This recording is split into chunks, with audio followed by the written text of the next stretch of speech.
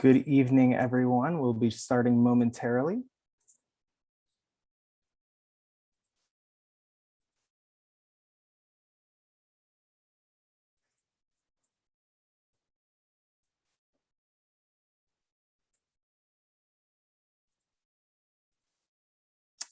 Okay. Thank you everyone very much for joining PTCMW's March webcast. Today's presentation titled Work in the Time of COVID, Civil Unrest and Coping.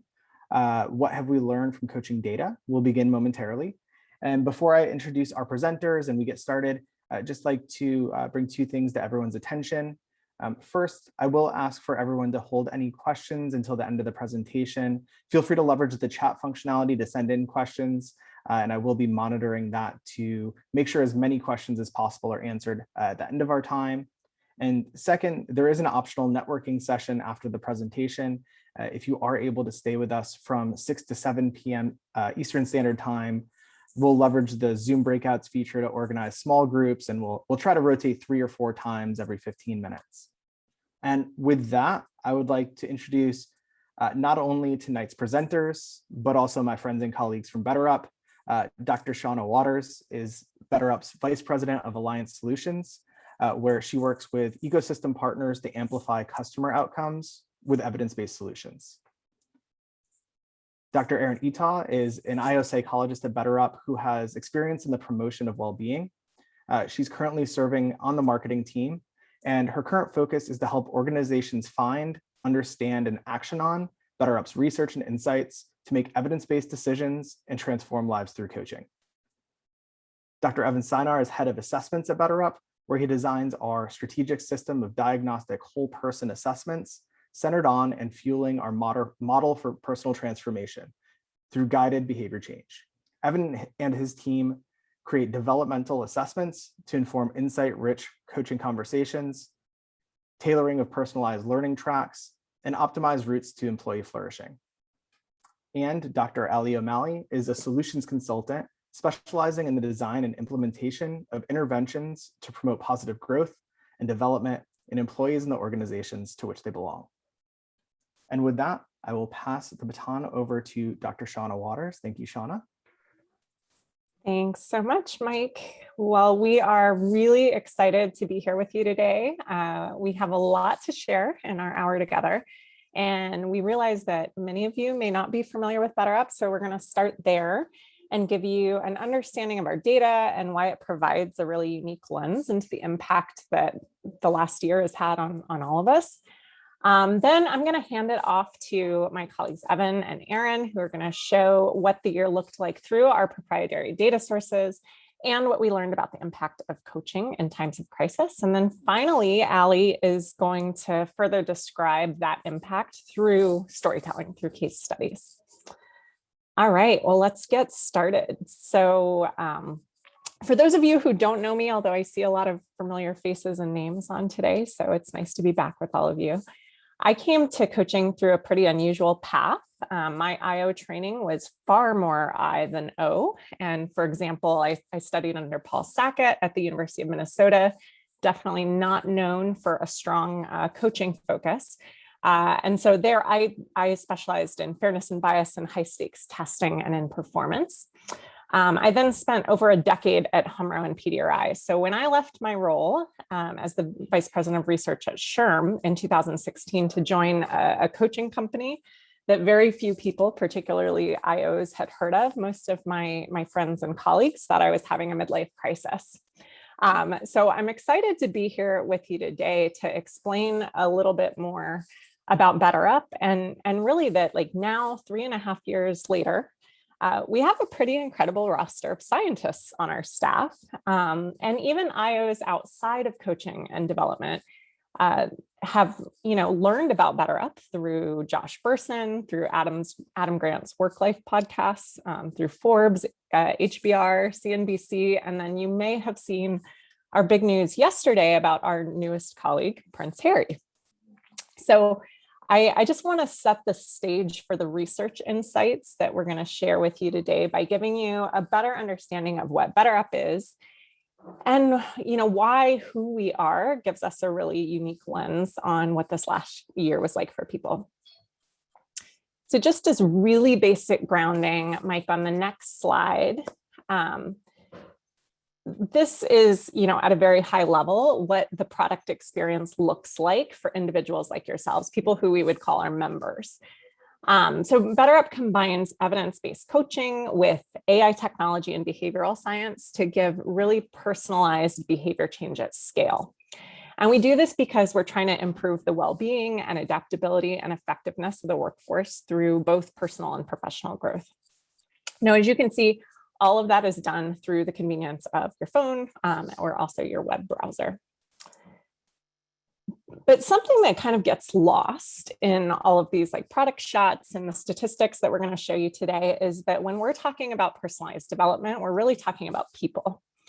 And, where this hit home for me and where I got introduced to coaching was, when I had the opportunity to go through the Georgetown coaching program in 2015.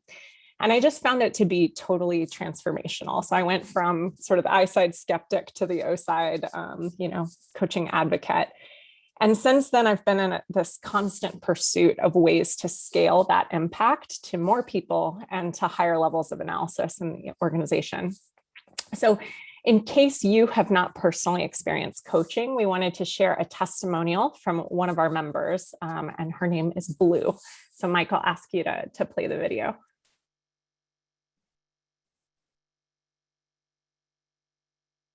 Oh, can you guys hear? No, could you share the computer audio? Yep, I should do that. Let me see how. One moment.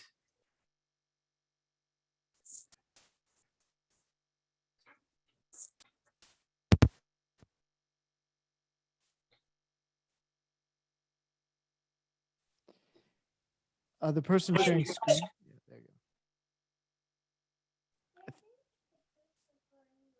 With my coach, I did get my voice back, but also with my coach, my voice got stronger. My voice is speaking not only for myself, but for my daughter. It's speaking for the generation of women that, came before me. I am back on that path. As a woman, as a Black woman in America, I am literally on that path again. It doesn't matter the trials and tribulations that path may bring me. I am back because with my coach, she told me, she showed me, empowered me, this is your path. Be proud of it and keep walking. And every day I keep walking and I can always hear her in my mind telling me, courageous conversations, you can do this. You are a courageous person. Open the door. Don't wait for somebody else to open the door for you. With my coach, I have learned to be a better woman, a better person, a better mom. And my daughter, she's gonna benefit from this. And it's she and I to the end.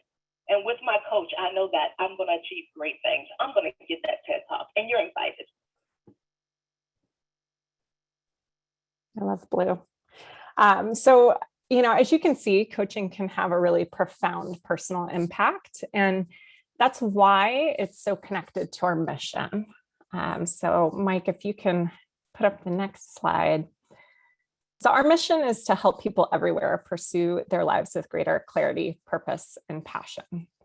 Now, one thing I want to point out in that mission is that the word coach doesn't appear there.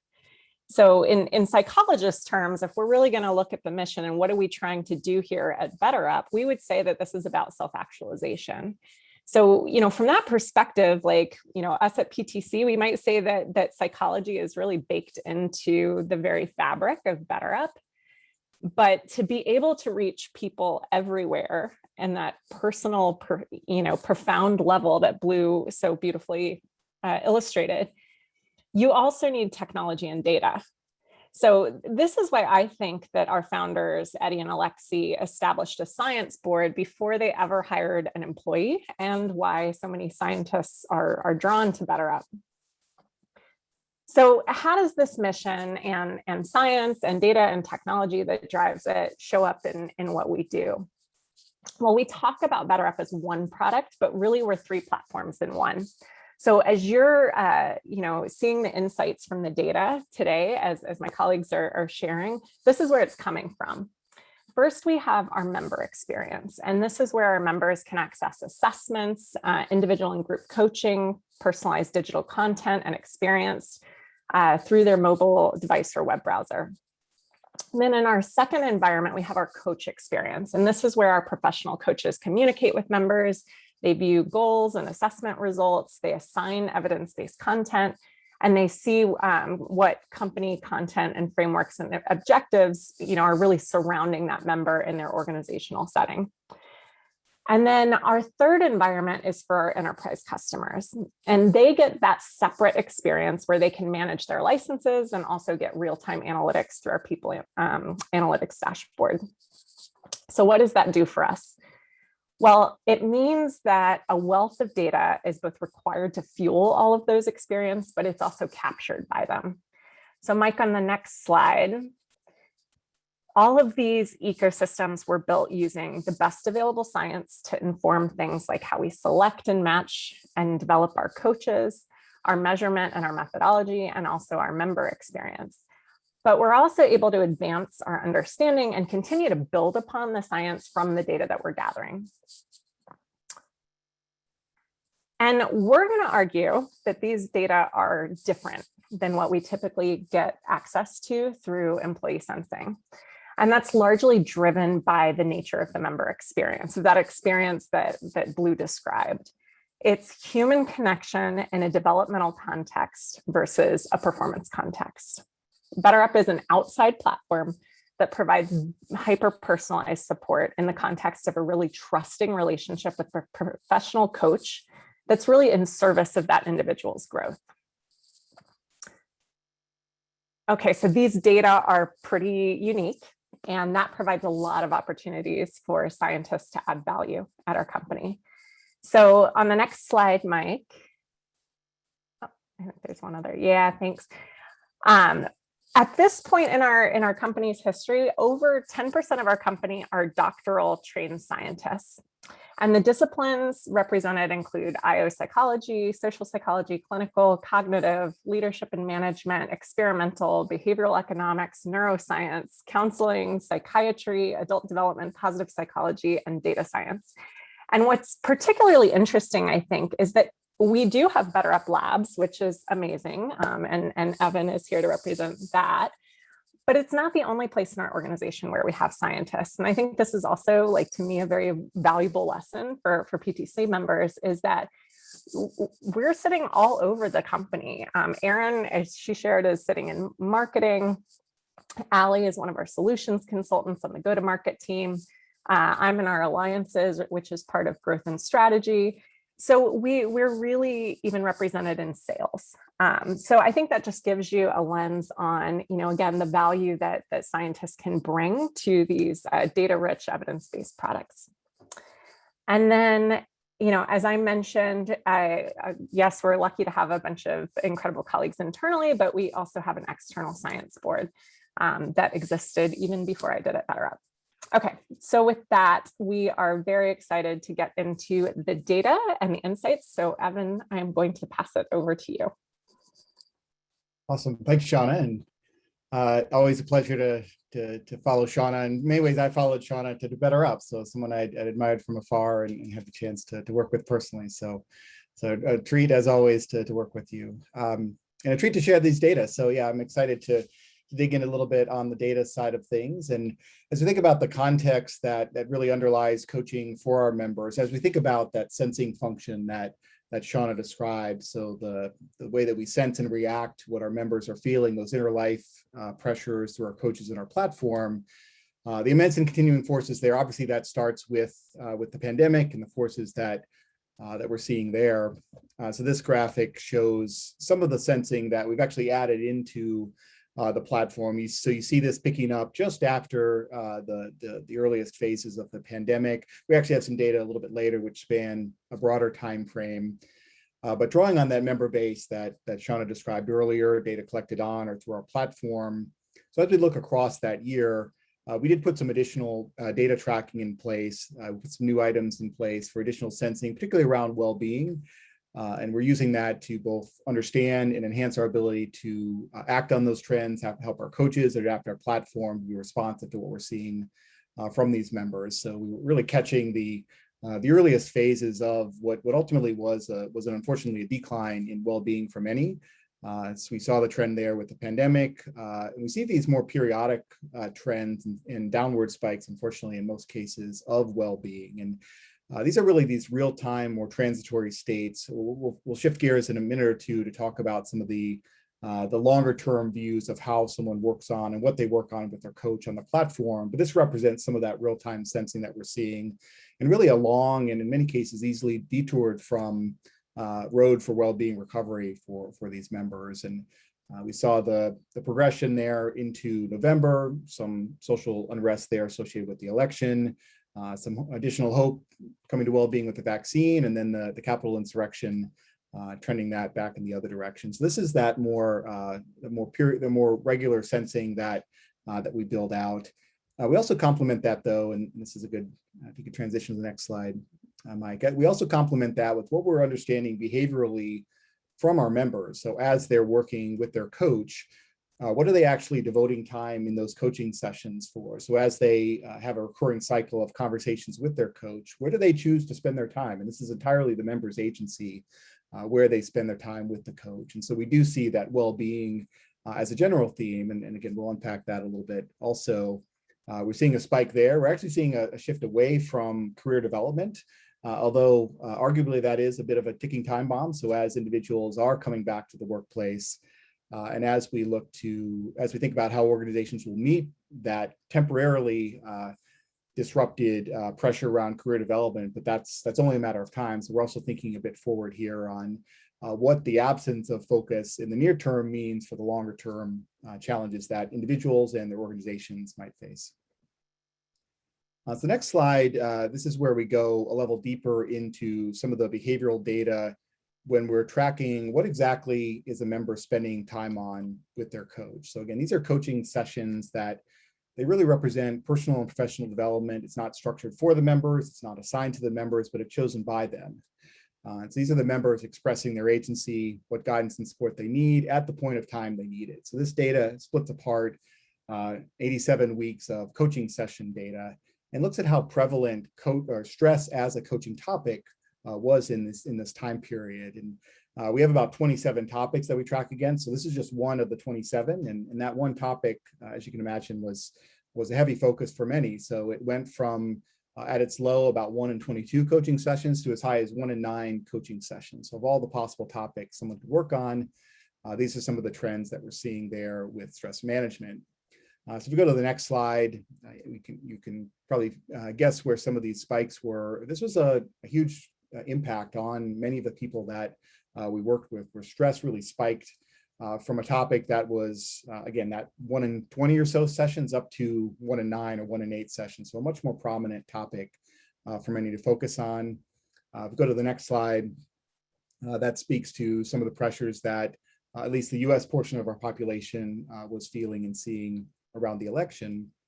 So we think of this as a way to understand that more temporal view of the pressures that these members are expressing and how they're interacting that and intersecting that with those trusted conversations they're having with their coach. They're coming to their coach to ask them for help, to seek support and guidance on these topics that they may not always have other forums to surface and ask for help on. So where this leads us is when we split these charts, both the pre-COVID and post-COVID, or in some form still in the pandemic state, we see just how stark the effects of that pandemic have been and continue to be on stress for many of these members. So this leads us to see a view where you see the blue. So blue is relatively few sessions, red is relatively more sessions. You see how stark that difference was, and in many cases still hasn't recovered from the shock that many are feeling and the ongoing stress challenges that many are facing. So for many, in fact, the worst weeks pre-COVID were still less stressful than the best weeks post-COVID, as something that we're detecting and seeing in our data. So I'm going to turn it over to Erin, and then a bit more data to share in a few slides. Erin? Thanks. So one of the kind of ways I think about our data is that it basically can function as a one-way mirror into the issues that people are facing, what's on their mind, where they need support. And as Evan mentioned, since the pandemic began, well-being has really risen and entered the ring as one of the most commonly discussed topics from March 2020 onward. But what was also interesting was that when we look at, what people are talking about, there was also a rise in what's shown here, this kind of uncategorized session topic category. And this is where a coach will have said, this session that I just had was about something other than these typical topics. It doesn't fall into any of the categories that are standard.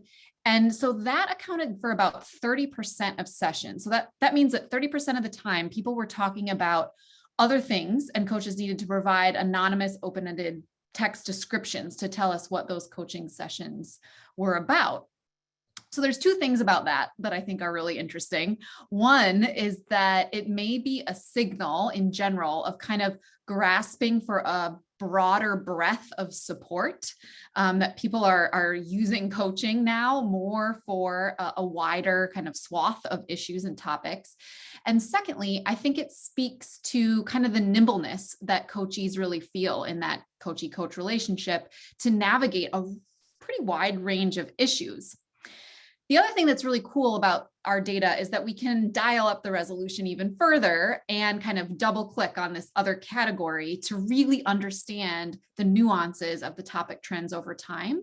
And so we did just that with some of our research, and we actually mapped month to month what those common words were in those open-ended text descriptions of sessions.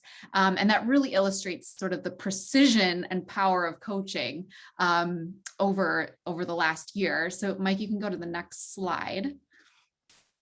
And so here you can see that these are the trends from month to month that really kind of tell the story of like the lived experience. And when I looked at these data and these words, it was like, oh, that's exactly how the year felt to me. And what I think it can really speak to is the agility of coaching to really meet people where they are and deliver that precision support. Something that we say at BetterUp is that coaching is kind of like a multi-tool where it can adapt to what's most important in the moment.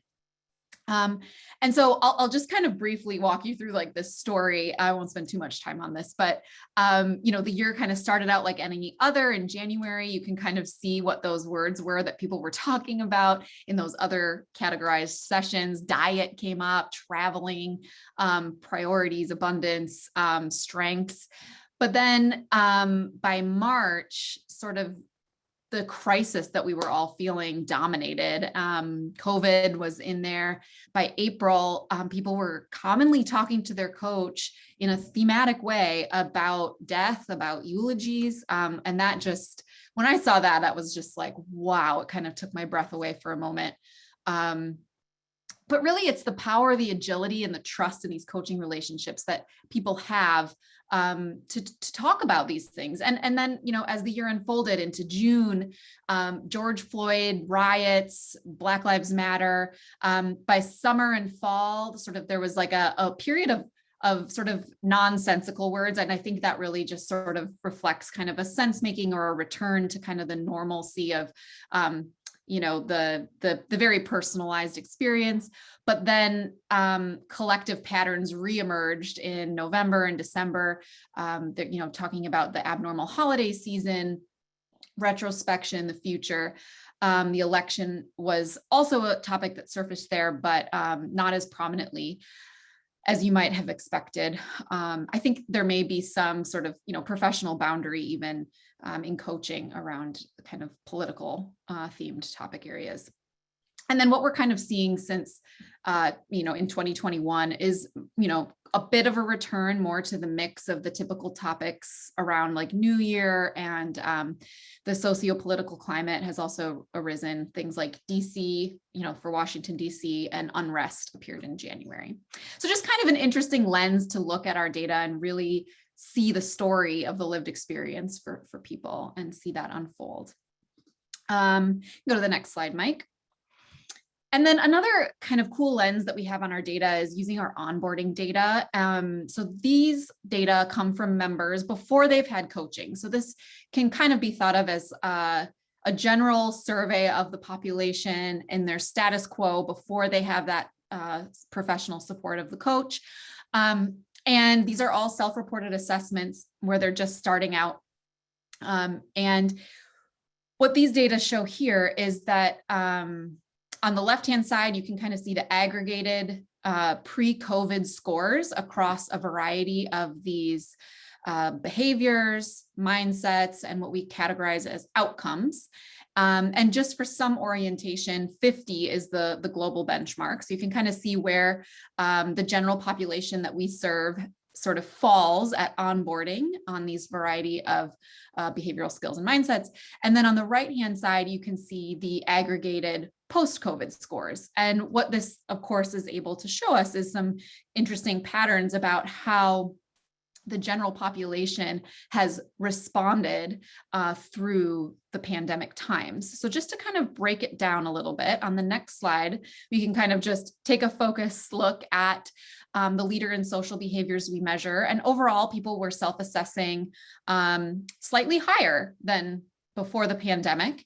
And what we can kind of take from these data is that people have been gaining some confidence in these behaviors, perhaps recognizing the importance of these behaviors more now in the post-COVID work environment as they, seek to keep their teams motivated and inspired, oftentimes in remote settings. I also think that there may be a heightened sensitivity to relational skills now, like empathy and recognition, and how do we continue to foster relationship building and continue to have the social connection with our peers, even though for many people, for most, I would say, the remote environment is, somewhat new. And then finally, on the next slide, Mike, we can look at just the mindsets and what we call outcomes, or sort of the distal results of our mindsets and behaviors. And something really kind of interesting emerged here too. We see that people are feeling a bit less equipped to handle stress and challenge, but are also feeling more productive. And this really speaks to kind of the trade-off that organizations are often making between demands that they're placing on employees and the sustainability of performance. And there's often a fragility to the level of productivity that organizations demand of their workforce when there's sort of a need for surge. And I think a lot of organizations went into that sort of surge mode as the pandemic started. But in order to kind of keep that sustainable, of course, we have to be conscientious of, agency and control and stress management, because that is central to sustaining, high levels of performance and productivity. Another thing that we didn't visualize here, but that we did see in our data is that in the post-COVID time, there was an immediate surge in people's reports of feeling agile to change. So they, mobilized, they rose to the occasion, were feeling like they had capacity to handle the challenge. But that feeling did indeed dissipate about 6 to 8 weeks into the pandemic. And so I think that does kind of represent a type of pandemic fatigue that was very real and that we did see emerge in our data. So one other powerful thing about our data, and Mike, you can go to the next slide, is our ability to really understand the type of support that people need and when. And so since the pandemic, I don't know, if there's been any organization out there that hasn't had to change in some kind of way. And at any given time, what we see in our members is that about 65% of people are saying to us that they are experiencing some kind of work-related change. So at any given time, 65% are going through something change-related. It could be a change in business priorities. That's one such change that was really quite pervasive, and that's what we have visualized here. What this figure really shows is that when people say they're going through change in business priorities at their organization, these are the topics on the right-hand side of the slide that people talk about during that time. So when they raise their hand and say, that's what I'm experiencing now, yes, I'm experiencing change in business priorities at my organization, we can then track their behavior in coaching to see what is it that they're leaning into, what are they needing, what support are they asking for from their coach. And these are the topics that most often come up. And another really cool thing that we track and that we've learned is that members tend to have a higher likelihood of self-reporting that they had a profound life-changing realization or moment. They had that aha, moment of realization and revelation with their coach. That likelihood amplifies right after a change like this. So in other words, we can kind of create an intelligence through these data about what people need when we can anticipate needs that allows us to serve those needs better and adjust support to really maximize the benefit and the likelihood of helping people have these, really profound experiences. So I'll hand back to you, Evan, to continue sharing about some of our cool findings.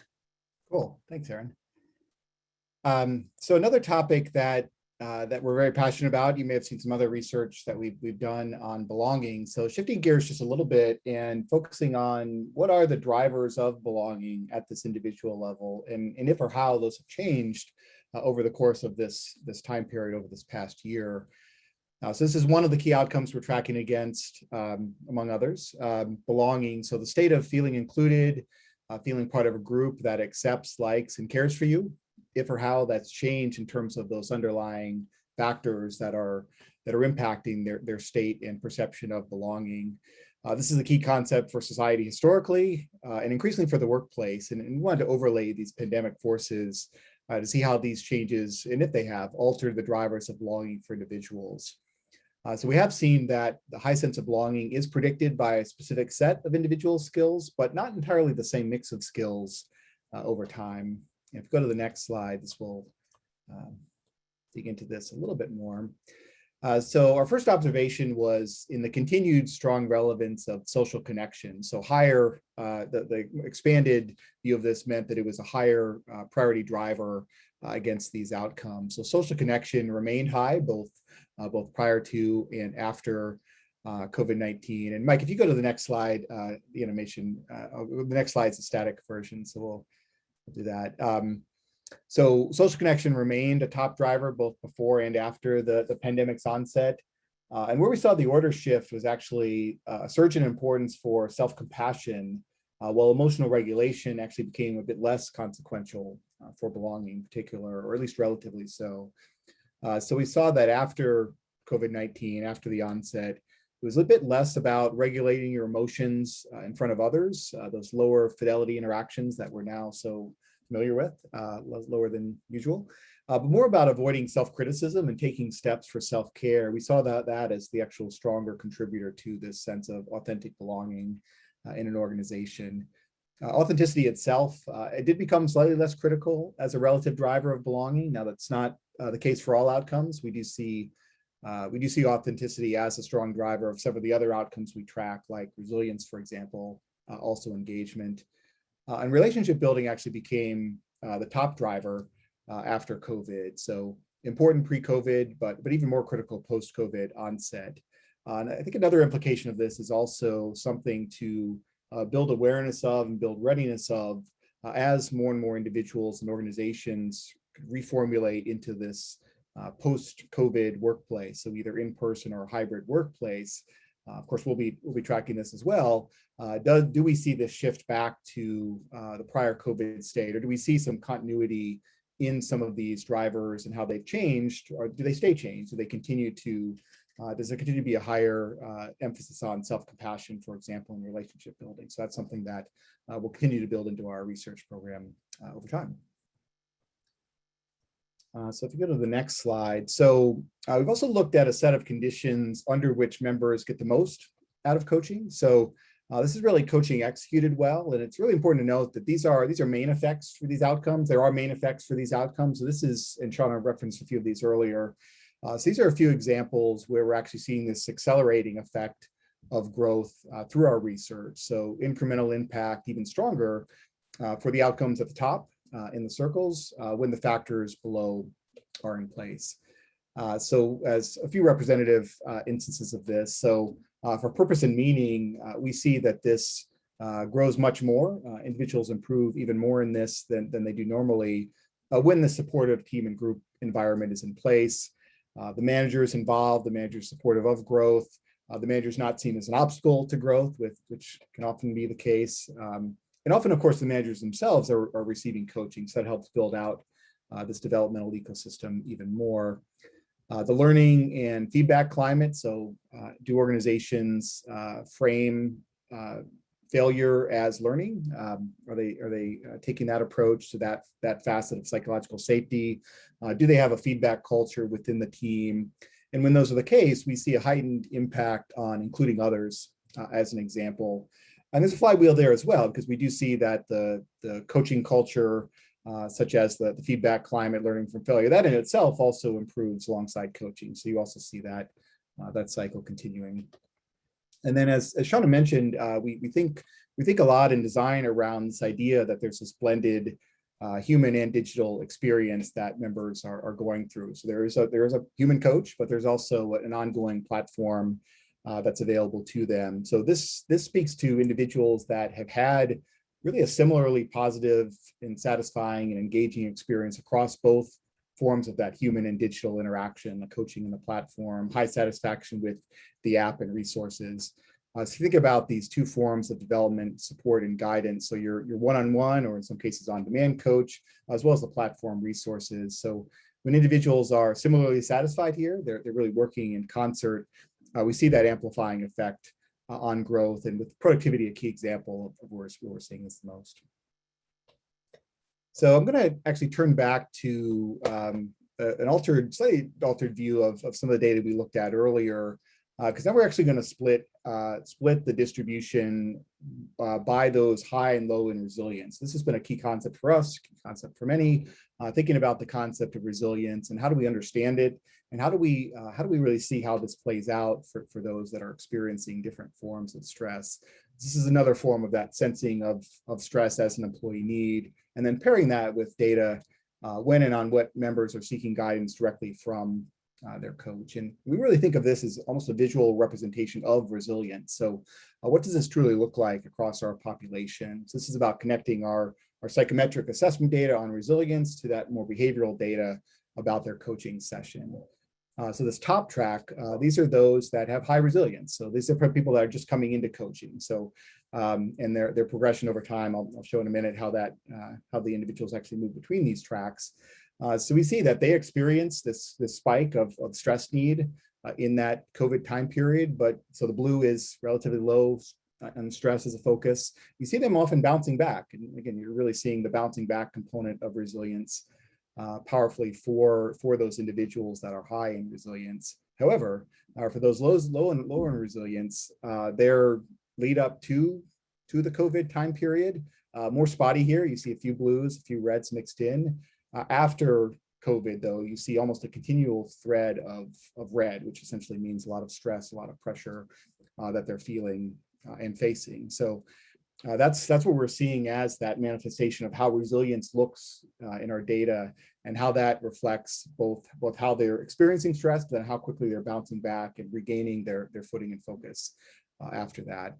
So we think of this as really that full connection between struggles and support. So that full cycle of need as expressed by stress focus to the fulfillment against that need as it's embodied in the coaching that they're receiving under the agency and autonomy of the member and what they're choosing to focus on. So how this really focuses in the coaching program, you're actually moving individuals from the bottom to the top track. So we look at individuals that are in that lower category.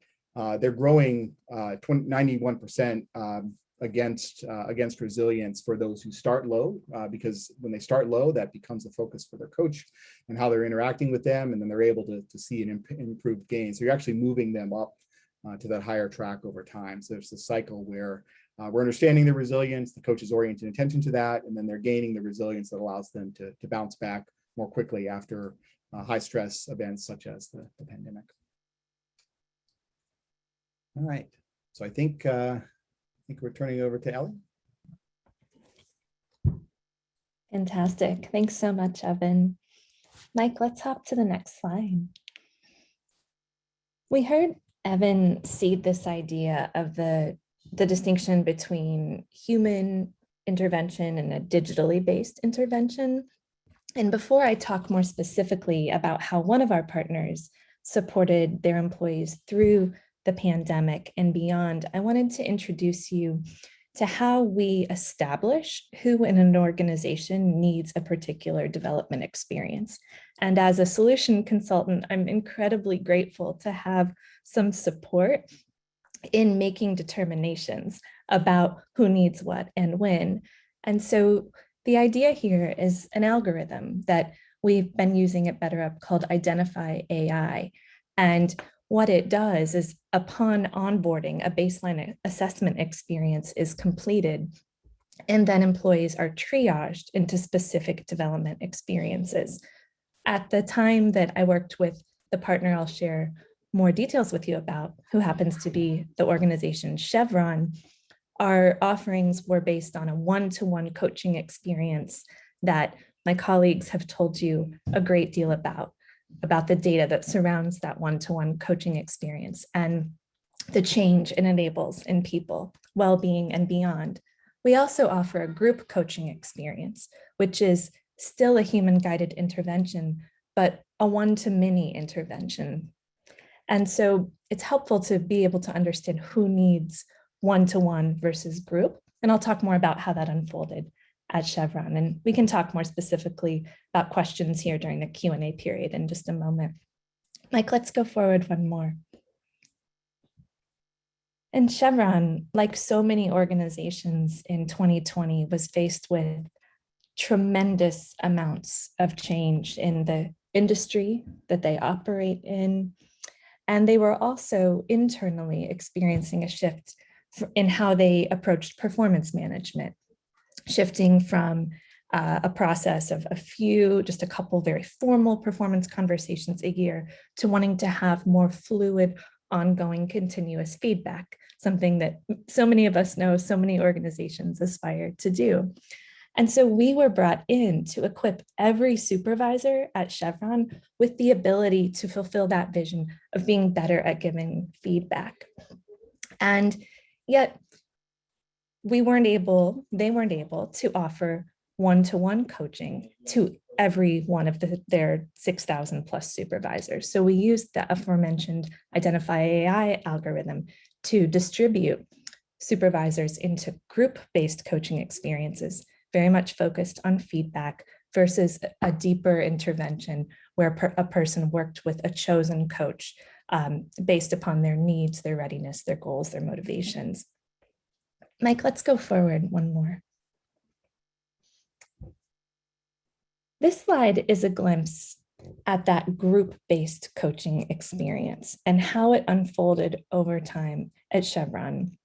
And I mentioned to you that the original impetus to deploy BetterUp had to do very basically with feedback. And yet this was employees being asked to do something very different from a behavioral standpoint amidst a sea of change in their work world, in their professional world. It's July 2020. Think about where you were, how you were feeling in July 2020. And so the coaching circles were enormously attractive to the Chevron employees.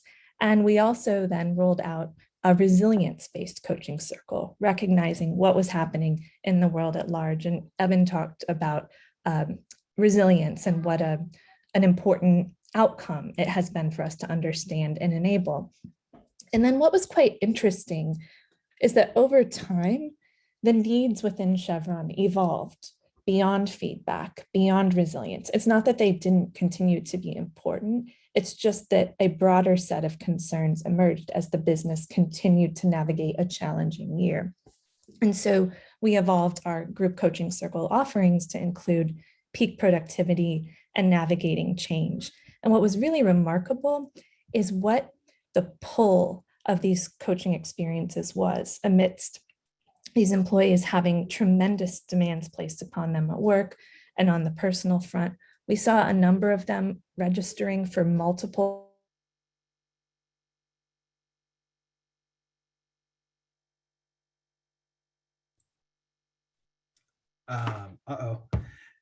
looks like Ali may have froze, and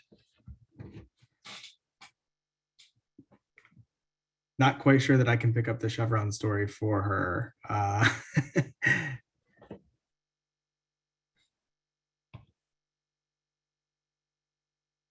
All right. Maybe until Ellie comes back in, we can tackle some Q&A, unless Shauna, Evan, Aaron, you feel comfortable talking to one of the last two slides. Thank you for being agile. I think Q&A. Q&A is probably good, yeah. All right, so let's see what's in the chat right now.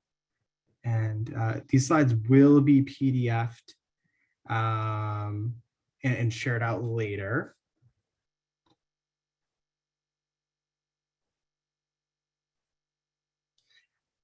Feel free to send any questions that you do have out into the chat, and we'll navigate through those.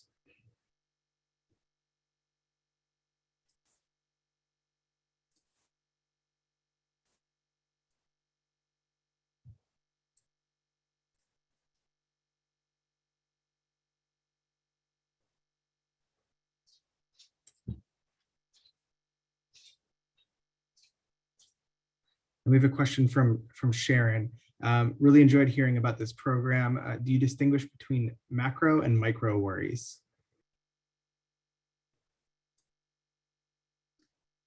I can speak to that, I think.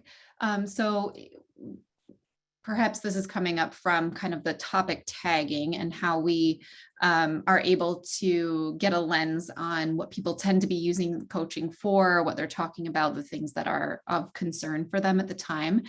And I suppose the short answer is yes. So in our topic tagging kind of schema, our coaches will provide from like a list of maybe 25 more micro level topics, might even be more than that, what the coaching session was about, and those roll up to thematic topic areas. So for example, oh, thanks, 27. Of course you knew, but so it may be like self-care, rest, resilience, stress management, anxiety, or something like that. That might all roll up into kind of a well-being bucket. And so we do have two kind of layers of resolution on what members are talking about. I'd also add that we also do some tracking on whether a topic is something that's covered in one particular coaching session and then someone moves on to another session. That maybe just a slightly other way to think about micro as something that, and this happens with on-demand coaching too, where they have something that's a here and now challenge. They get what they need from their coach, and then they're on to something else, versus others that really have a more sustained expression of need, where they might talk about stress management or other topics for 3 or 4 coaching sessions. So perhaps just I think building on what Aaron said, I think there's different ways that we try to conceptualize micro versus macro in that way.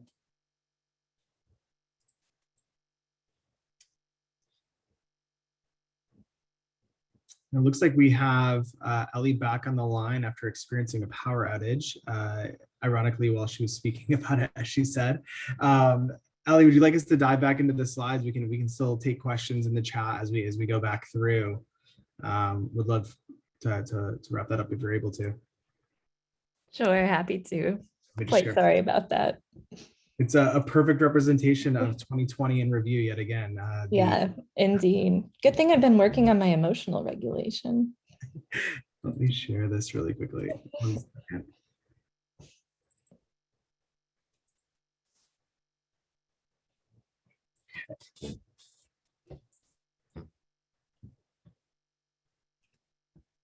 Well, thanks so much, Mike.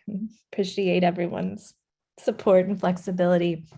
The point I was trying to land here was really just about the pull of these experiences and how valuable it was to have social connection throughout 2020. And that is not changing as we think about the belonging data we discussed a moment ago. That remains at the forefront of what people want and need. And then they're weaving very personal needs into that as well. We can hop forward one slide. Let's go forward one more. Thank you.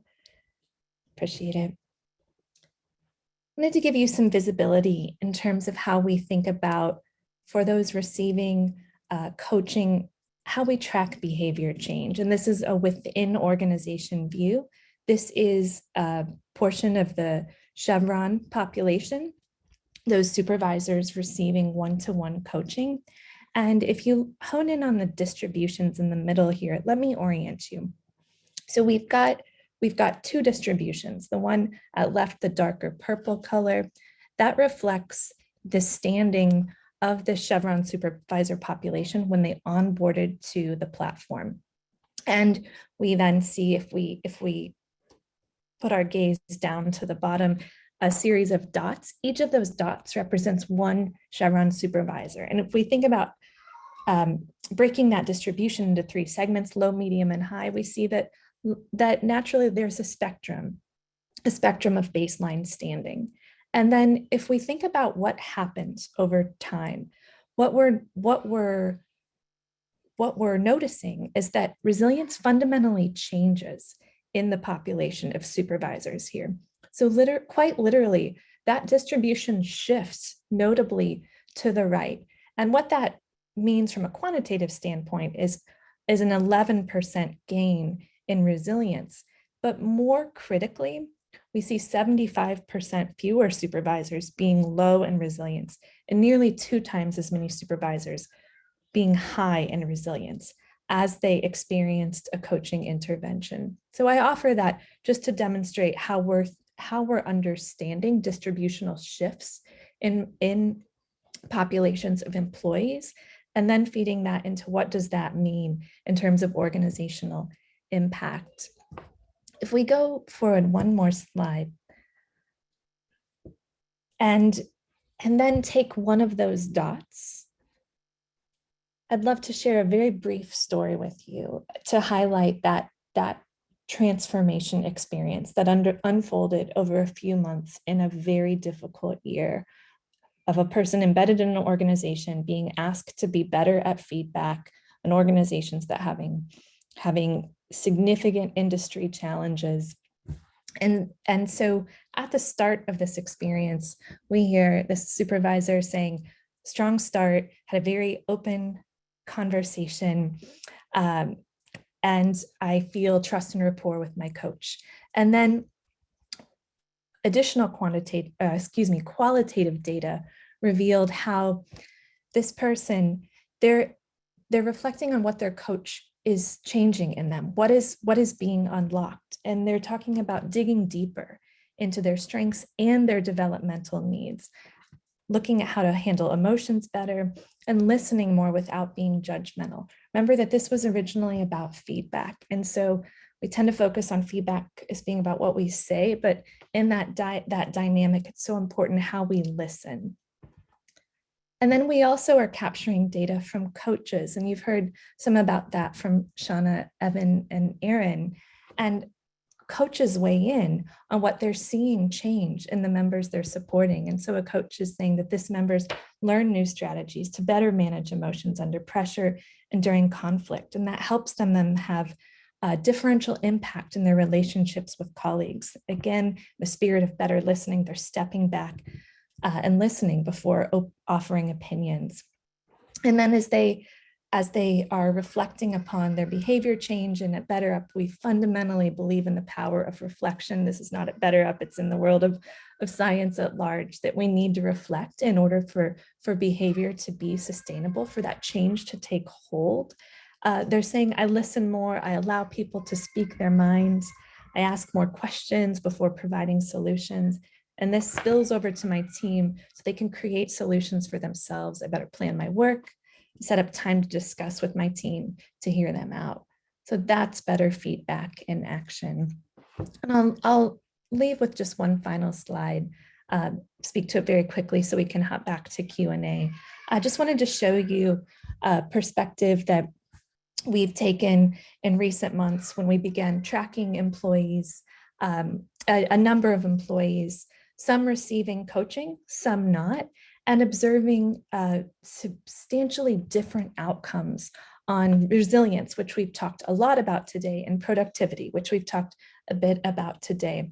So you can note that when we compare those who are receiving coaching to those who are not, through COVID, through this tremendously challenging time, we saw that coaching enabled people to grow in resilience. So this was not a Chevron specific phenomenon. We've seen it elsewhere in our members, and buffered them from having productivity detriments. So the takeaway being it really is possible to thrive through tremendously difficult periods with adequate support.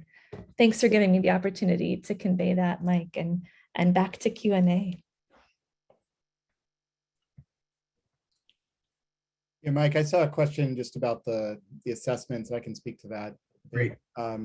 Yeah, I mean, we basically created our own assessment, and we felt that there wasn't something in the market that was a great fit for this whole person approach that we were trying to bring. So we've had that in place and been gathering that data. Everything is entirely developmentally centric with that assessment. So there's essentially a full ecosystem that gets built out around those assessments. It flows into the conversations with the coach, flows into resource assignments and recommendations that are made there. So it's a pretty long tail of use of that data in the context of this developmental context. There's also some repeated measures there over time. That's what some of the data were based on to track that.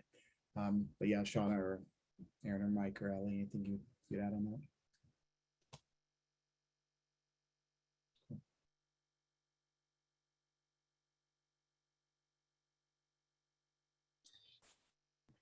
We have another question. We have a couple of questions that I'll try to navigate through really quickly. One is, and you might be able to, just to add on to what you already just chatted about with the assessment development, Evan, is what criteria is used to measure resilience? Yeah. I mean, I think we do want to make sure we're understanding how the individual thinks and feels and experiences resilience. That's inherent to one of the ways we look at that. We also, there's other components of the assessment, that broader assessment context with 360s and other data that we connect to. We also do try to draw on some of the connections we're seeing between the directly psychometrically measured forms of resilience and then where they're behaviorally demonstrating their interests. So I think you saw some of that, some of those patterns that we try to draw on there. So trying to triangulate on that through a few different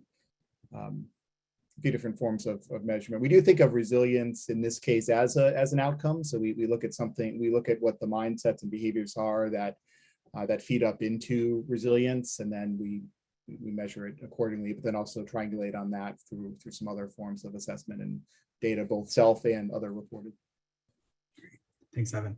And I think especially relevant to the topics we talked about today, well-being, resilience, a really great question that popped up for whoever would like to take it is, given these unprecedented and stressful times, how do coaches manage not crossing the therapeutic line with their clients? I can start with that one, and if anyone wants to jump in. So our coaches go through a pretty rigorous selection process. And we're looking for coaches who are very experienced, trained. So, generally they have a ICF certification and or equivalent with at least 1,000 hours of professional coaching experience. So a lot of sort of the scope of practice issues are covered in that training. Then they also go through coach onboarding where, they get acquainted with BetterUp's standards, platform, all of those things, models like the assessment models that Evan's describing. And then in addition, in terms of ongoing boundary setting, BetterUp has an ethics committee, which I actually sit on. It's a combination of certified coaches and clinicians. And any issues like that are actually things that the coaches will notify the ethics committee of, and we can do consultations. We can provide offboarding guidance. we have built into our process, we have the availability for resources to give to members on how to access clinical services. And we also have, crisis support protocols. And then we work with our partners, organizations to identify, if there's anything special in their environment that we would want to intersect with, for example, EAPs, or, for example, we have military clients. Mike, you might be able to speak more to how it works in that context. But in case that helps. And then some of the things we're also trying to do a little bit more of now, for example, we have a direct to consumer platform or product experience where, it's even little things about trying to provide some education to, prospective members before they join the platform on what are these boundaries between therapy and coaching. Anyone want to add on or address other things? Oh, that's fantastic. And then just to tap on, you mentioned the direct-to-consumer offering, Shauna, that may be coming in the future. A question around, do individual leaders sign up for coaching, or do organizations partner with BetterUp to offer coaching to their leaders? It's really been the latter to date, though we are exploring more individual direct-to-consumer offerings. Perhaps last question, maybe two questions. First one is we collect a lot of sensitive data. So can someone speak to how we balance privacy issues, kind of maybe even tying back some of that the ethics committee work that you were talking about, Shauna, but also how we aggregate data to make sure that we're not violating any confidentiality guidelines or sharing individual level data with partners. Sure. Evan, do you want to cover aggregation and kind of reporting standards and all of that? And then I can add on the ethics committee lens. Sure. Yeah. I mean, yeah, absolutely top of mind for us in everything we do. And it's really inherent to the entire model. I think starting from some of the earlier points that Shauna made, if you don't have this authenticity in the safe space with the data itself takes a very different form. And I don't think we would feel as confident and comfortable in some of the sensing that we're trying to get some signals from if that weren't the case. And so there are organizations that we're contracting to, but the data and how it's maintained and not shared individually is really foundational, not just to the way we gather and use data, but I would argue the entire model. We really try hard and take great steps to maintain I think veracity and authenticity of the data in that way. And obviously there's individual privacy standards and such, and we're of course tracking against that as well. But I think of it almost as more of a philosophical question of how do we maintain the safe space with which we gather the data, and that really does reside on the not sharing individual data that would be confidential, certainly not back to the organization, and then how the aggregate and reporting that's factored in there too. Shauna. Yeah, thanks, Evan. Yeah, and so I think, this is, again, one of the benefits of having scientists sitting throughout the organization is even at, just the labor that went into identifying where these, minimum sample sizes, reporting requirements for different points in the platform. And then through the ethics committee, the other aspect is, we're constantly trying to evolve new product and capabilities and features, and inherently increase the value for both our members and our buyers, our customers. And so our colleagues in product, when they're thinking about trying a new platform feature or looking at data in another way, they're running that past the ethics committee to evaluate the extent to which there might be ethical issues that would be created associated with privacy and all of that. And then just from a kind of high level, I'll just share that we're GDPR and SOC 2 compliant. So we just from a kind of platform and data privacy and security aspect, we're covered there as well. Yeah, Mike, do you want me to speak to that virtual topic? Yeah, there's a great question on why isn't virtual work and remote work a topic? And I think that's because it may be expressed that way at the beginning of a conversation, but that's usually not the real underlying challenge that people are facing. They're wondering about how do they communicate in a virtual world? How do they lead others in a virtual world? How do they manage conflict? How do they balance work, family? So that's the that's the more, we think of that as the more behavioral target for the actual coaching. So, and I think you saw in, in Aaron's graph, that sometimes is expressed as the kind of initial need. And, as Shauna mentioned, that the coaches are quite skilled at really determining, yes, that's what this is presenting as, but really what's underneath that, what's the specific form of behavior or challenge that they're facing. And that then often leads to, it's not so much about the virtual work, it's how do I now lead a team that are a bunch of boxes on the screen rather than all across the same seats on the same conference table. So that's the way that I think we do see that underlying issue, but then the coach is quite good at unpacking that and what's the real behavioral challenge that's underneath. And that's what becomes the focus of the coaching. Thank you, Evan. And thank you all, Shauna, Evan, Aaron, Ali, for a fantastic presentation. I'm feel lucky enough that I get to learn from each of you every day. And we are at about 5 past the hour. So I want to make sure that we break into networking to the extent we're able to. This is optional, but we'd love for people to stick around for an hour, and we'll break out into small sessions. So if you're willing to stick around, please do so. And I will be breaking out into breakout rooms momentarily.